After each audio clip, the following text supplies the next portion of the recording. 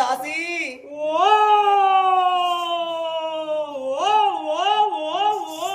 అంటన్నా. అవో ఎక్కడ కూర్చున్నావా? ఇంట్లో కూర్చున్నావా బాయిలో కూర్చున్నావా? బయట కూర్చున్నా. దాసి ఏడున్నావా? మెరుపు తీగ రావమ్మా. రమ్మంటావా? రావాలి కదా. వస్తున్నానమ్మా. అమ్మా దొరసాని గారు బాయిలోనే బాయ్ బాయ్ బాయ్ అన్నారా?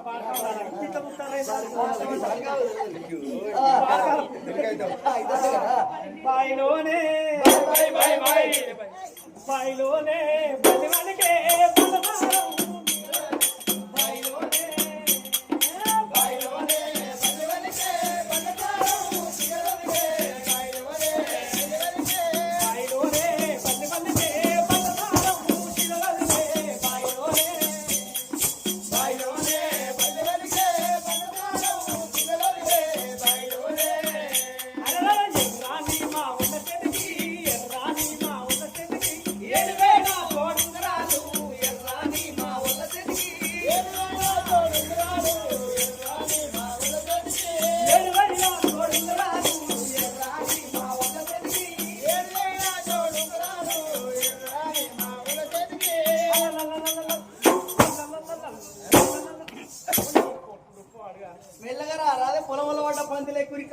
అయ్యో రాక రాక నేను అట్ట పందానం బాగిలో పడతానవే.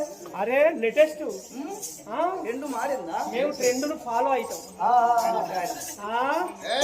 సరే దాసి ఇదివరకు ఎక్కడి పోయినావు? ఎంతసేపు అని పిలువబట్టి? అయ్యో బాగా సేపు అవుతుందా? నేను ఎటు పోయినావా? ఎటు పోయినావు? నేను ఎటు పోయిందంటే గ్రామ పంచాయతీ ఆఫీస్ కాడికి పోయింది. ఎక్కడికి? గ్రామ పంచాయతీ ఆఫీస్ కాడికి. అక్కడ ఎవరు ఉన్నారా? ఇక రేపు మాపో 17వ తారీఖు కావచ్చు ఇక్కడ. అక్కడ ఎవరు ఉన్నారని పోయినా వాళ్ళే గాయగా తిరుగుతారు. 2 ఏళ్ల కింద అందరినీ పక్కకి దొప్పిన వార్డు మెంబర్ల కానుంచేది. గ్రామ పంచాయతీ ఆఫీస్ కూడా నీకేం పని అని పోయినవే? సర్పంచులు అయినా, ఉప సర్పంచులు అయినా, ఎంపీటీసీలు అయినా, వార్డు మెంబర్లు అయినా ఊళ్ళో ఉన్న పెద్ద మనుషుల పెత్తనం పోతుందా?